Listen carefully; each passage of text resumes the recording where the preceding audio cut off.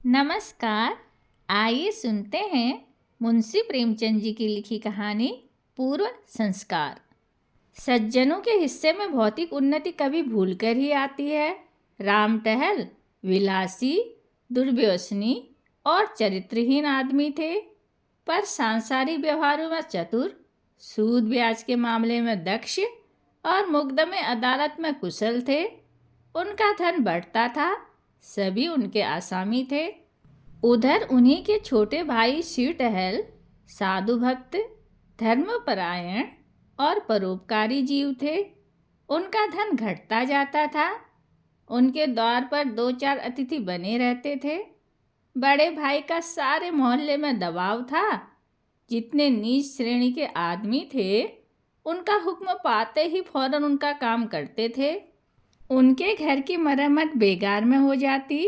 ऋणी कुंजड़े साग भाजी भेंट में दे जाते। ऋणी ग्वाला उन्हें बाजार भाव से डेढ़ा दूध देता। छोटे भाई का किसी पर रौब न था। साधु संत आते और इच्छापूर्ण भोजन करके अपनी राह लेते। दो चार आदमियों को उधार दिया भी तो सूद के लालच से नहीं, बल्कि संकट से छुड़ाने के लिए। कभी जोर देकर तगादा न करते कि कहीं उन्हें दुख न हो। इस तरह कई साल गुजर गए, यहाँ तक कि शिव टहल की सारी संपत्ति परमार्थ में उड़ गई। रुपये भी बहुत डूब गए। उधर राम टहल ने नया मकान बनवा लिया, सोने चांदी की दुकान खोल ली, थोड़ी जमीन भी खरीद ली और खेती बाड़ी भी करने लगे। शिव टहल को अब चिंता हुई, निर्वाह कैसे होगा। धन न था कि कोई रोजगार करते। वह व्यवहार बुद्धि भी न थी जो बिना धन के भी अपनी राह निकाल लेती है। किसी से ऋण लेने की हिम्मत न पड़ती थी। रोजगार में घाटा हुआ तो देंगे कहाँ से। किसी दूसरे आदमी की नौकरी भी न कर सकते थे। कुल मर्यादा भंग होती थी। दो चार महीने तो ज्यों त्यों करके कटे। अंत में चारों ओर से निराश होकर बड़े भाई के पास गए और कहा, भैया, अब मेरे और मेरे परिवार के पालन का भार आपके ऊपर है। आपके सिवा अब किसकी शरण लूं? राम टहल ने कहा, इसकी कोई चिंता नहीं। तुमने कुकर्म में तो धन उड़ाया नहीं। जो कुछ किया उससे कुल कीर्ति ही फैली है। मैं धूर्त हूँ, संसार को ठगना जानता हूँ। तुम सीधे साधे आदमी हो। दूसरों ने तुम्हें ठग लिया, यह तुम्हारा ही घर है। मैंने जो जमीन ली है उसकी तहसील वसूल करो, खेती बाड़ी का काम संभालो। महीने में तुम्हें जितना खर्च पड़े मुझसे ले जाओ। हाँ, एक बात मुझसे न होगी। मैं साधु संतों का सत्कार करने को एक पैसा भी न दूंगा और न तुम्हारे मुंह से अपनी निंदा सुनूंगा। शिव टहल ने गदगद कंठ से कहा, भैया, मुझसे इतनी भूल अवश्य हुई कि मैं सबसे आपकी निंदा करता रहा हूँ। उसे क्षमा करो। अब से मुझे अपनी निंदा करते सुनना तो जो चाहे दंड देना। हाँ, आपसे मेरी एक विनय है। मैंने अब तक अच्छा किया या बुरा, पर भाभी जी को मना कर देना कि उसके लिए मेरा तिरस्कार न करें। राम टहल बोले, अगर वह कभी तुम्हें ताना देगी तो मैं उसकी जीभ खींच लूँगा। राम टहल की जमीन शहर से 10-12 कोस पर थी। वहाँ एक कच्चा मकान भी था। बैल, गाड़ी, खेती की अन्य सामग्रियाँ वहीं रहती थी। शिव टहल ने अपना घर भाई को सौंपा और अपने बाल बच्चों को लेकर गांव चले गए। वहाँ उत्साह के साथ काम करने लगे। नौकरों ने काम में चौकसी की। परिश्रम का फल मिला। पहले ही साल ऊपर ड्योढ़ी हो गई और खेती का खर्च आधा रह गया। पर स्वभाव को कैसे बदलते। पहले की तरह तो नहीं, पर अब भी दो चार मूर्तियाँ शिव टहल की कीर्ति सुनकर आ ही जाती थी और शिव टहल को विवश होकर उनकी सेवा और सत्कार करना ही पड़ता था। हाँ, अपने भाई से यह बात छिपाते थे कि कहीं वह अप्रसन्न होकर जीविका का यह आधार भी न छीन लें। फल यह होता कि उन्हें भाई से छिपाकर अनाज, भूसा खली आदि बेचना पड़ता। इस कमी को पूरा करने के लिए वह मजदूरों से और भी कड़ी मेहनत लेते थे और खुद भी कड़ी मेहनत करते। धूप, ठंड, पानी, बूंदी की बिल्कुल परवाह न करते थे। मगर कभी इतना परिश्रम तो किया न था। शरीर शक्तिहीन होने लगा। भोजन भी रूखा सूखा मिलता था। उस पर कोई ठीक समय नहीं। कभी दोपहर को खाया, कभी तीसरे पहर। कभी प्यास लगी तो तालाब का पानी पी लिया। दुर्बलता रोग का पूर्व रूप है। बीमार पड़ गए। देहात में दवा दारू का सुविधा न था। भोजन में भी कुपथ्य करना पड़ता था। रोग ने जड़ पकड़ ली। जड़ ने प्लीहा का रूप धारण किया और प्लीहा ने 6 महीने में काम तमाम कर दिया। राम टहल ने यह शोक समाचार सुना तो उन्हें बड़ा दुख हुआ। इन 3 वर्षों में उन्हें एक पैसे का अनाज नहीं लेना पड़ा। गुड़, घी, भूसा, चारा, उपले, ईंधन सब गांव से चला आता था। बहुत रोए। पछतावा हुआ कि मैंने भाई की दवा दर्पण की कोई फिक्र नहीं की। अपने स्वार्थ की चिंता में उसे भूल गया। लेकिन मैं क्या जानता था कि मलेरिया का ज्वर प्राणघातक ही होगा। नहीं तो यथाशक्ति अवश्य इलाज करता। भगवान की यही इच्छा थी। फिर मेरा क्या वश। अब कोई खेती को संभालने वाला न था। इधर राम टहल को खेती का मजा मिल गया था।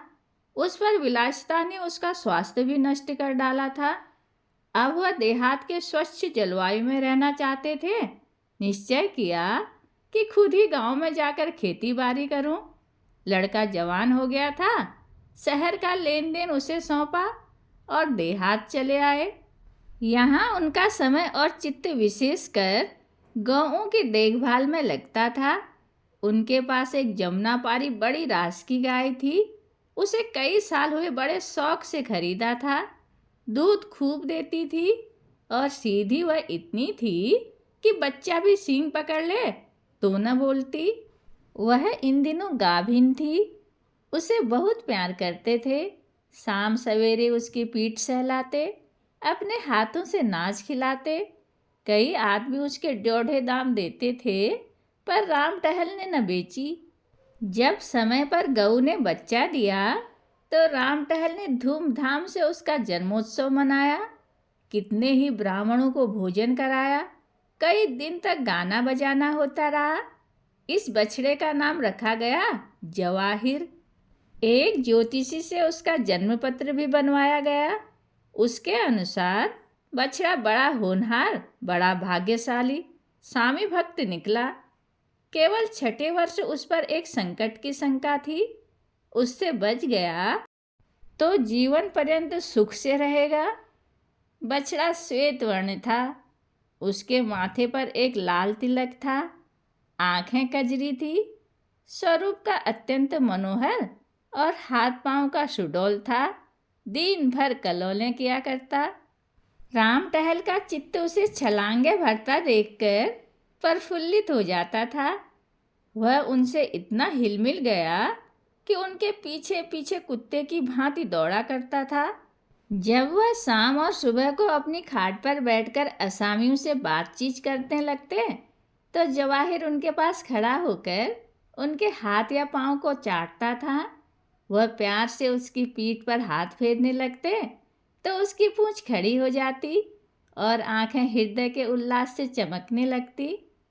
राम टहल को भी उससे इतना स्नेह था कि जब तक उसके सामने चौके में न बैठा हो, भोजन में स्वाद न मिलता। वह उसे बहुधा गोद में चिपटा लिया करते। उसके लिए चांदी का हार, रेशमी फूल, चांदी की झांसें बनवाई। एक आदमी उसे नित्य नहलाता और झाड़ता पोंछता रहता था। जब कभी वह किसी काम से दूसरे गांव में चले जाते तो उन्हें घोड़े पर आता देखकर जवाहिर कुलेले मारता हुआ उनके पास पहुंच जाता और उनके पैरों को चाटने लगता। पशु और मनुष्य में यह पिता पुत्र सा प्रेम देखकर लोग चकित हो जाते। जवाहिर की अवस्था 2.5 वर्ष की हुई। राम टहल ने उसे अपनी सवारी की बहाली के लिए निकालने का निश्चय किया। अब वह बछड़े से बैल हो गया था। उसका ऊंचा डील, गठे हुए अंग, सुदृढ़ मांसपेशियां, गर्दन के ऊपर ऊंचा डील, चौड़ी छाती और मस्तानी चाल थी। ऐसा दर्शनीय बैल सारे इलाके में न था। बड़ी मुश्किल से उसका बांधा मिला, पर देखने वाले साफ कहते थे कि जोड़ नहीं मिला। रुपये आपने बहुत खर्चे किए हैं, पर कहाँ जवाहिर और कहाँ यह, कहाँ लैंप और कहाँ दीपक। पर कौतूहल की बात यह थी कि जवाहिर को कोई गाड़ीवान हाँकता तो वह आगे पैर न उठाता, गर्दन हिला हिला कर रह जाता। मगर जब राम टहल आप पगहा हाथ में ले लेते और एक बार चुमकार कर कहते, चलो बेटा, तो जवाहिर उन्मत्त होकर गाड़ी को ले उड़ता। 2-2 कोस तक बिना रुके एक ही सांस में दौड़ता चला जाता। घोड़े भी उसका मुकाबला न कर सकते। एक दिन संध्या समय जब जवाहिर नाद में खली और भूसा खा रहा था और राम टहल उसके पास खड़े उसकी मक्खियाँ उड़ा रहे थे, एक साधु महात्मा आकर द्वार पर खड़े हो गए। राम टहल ने अविनयपूर्ण भाव से कहा, यहाँ क्यों खड़े हो महाराज, आगे जाओ।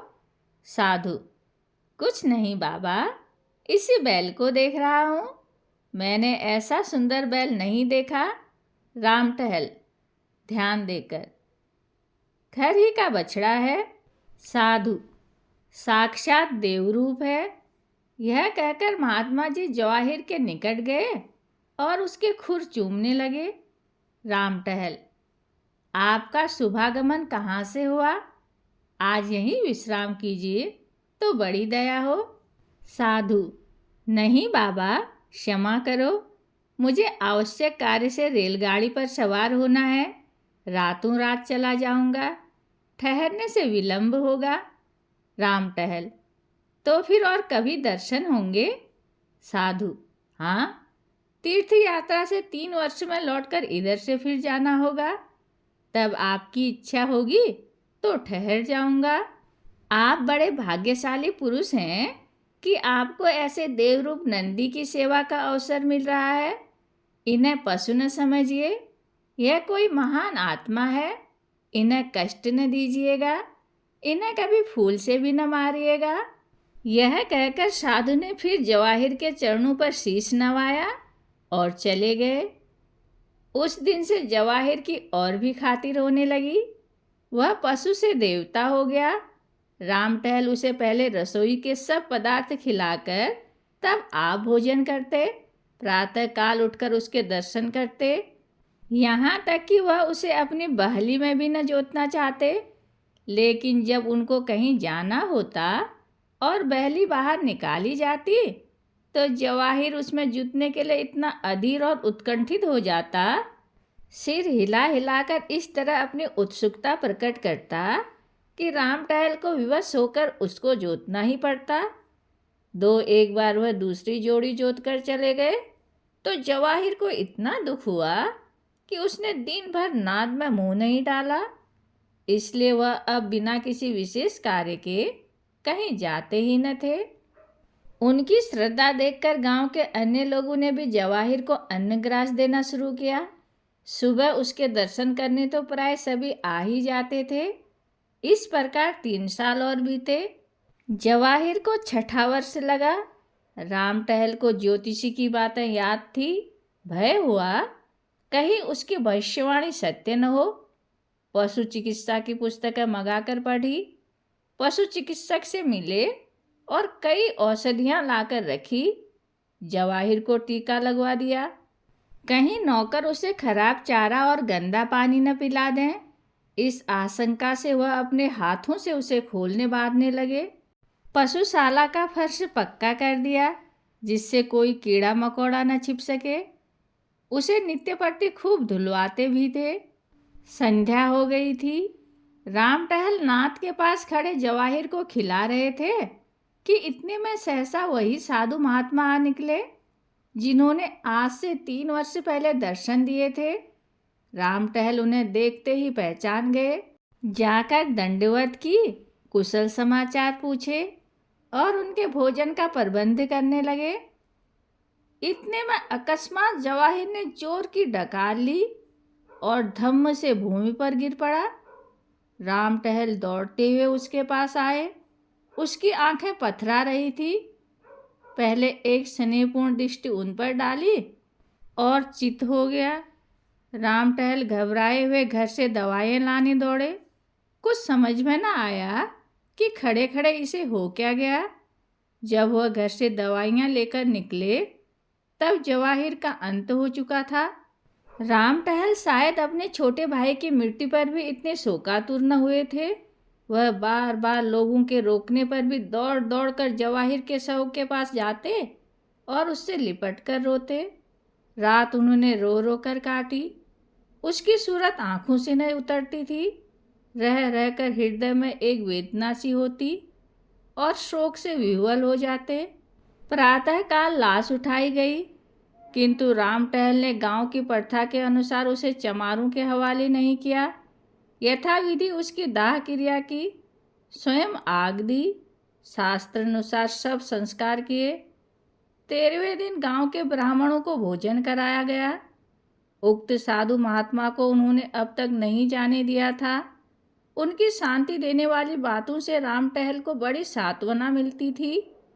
एक दिन राम टहल ने साधु से पूछा, महात्मा जी, कुछ समझ में नहीं आता कि जवाहिर को कौन सा रोग हुआ था।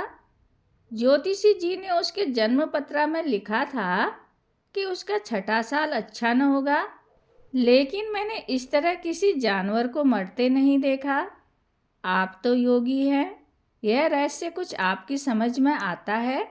साधु, हाँ, कुछ थोड़ा थोड़ा समझता हूँ। राम टहल, कुछ मुझे भी बताइए, चित्त को धैर्य नहीं आता। साधु, वह उस जन्म का कोई सच्चरित्र साधु भक्त परोपकारी जीव था।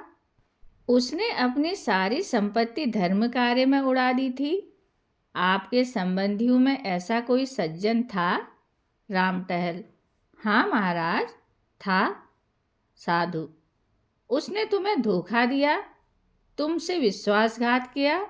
तुमने उसे अपना कोई काम सौंपा था, वह तुम्हारी आंख बचाकर तुम्हारे धन से साधुजनों की सेवा सत्कार किया करता था। राम टहल, मुझे उस पर इतना संदेह नहीं होता। वह इतना सरल प्रकृति, इतना सच्चरित्र मनुष्य था कि बेईमानी करने का उसे कभी ध्यान भी नहीं आ सकता था। साधु, लेकिन उसने विश्वासघात अवश्य किया, अपने स्वार्थ के लिए नहीं, अतिथि सत्कार के लिए सही, पर था वह विश्वासघाती।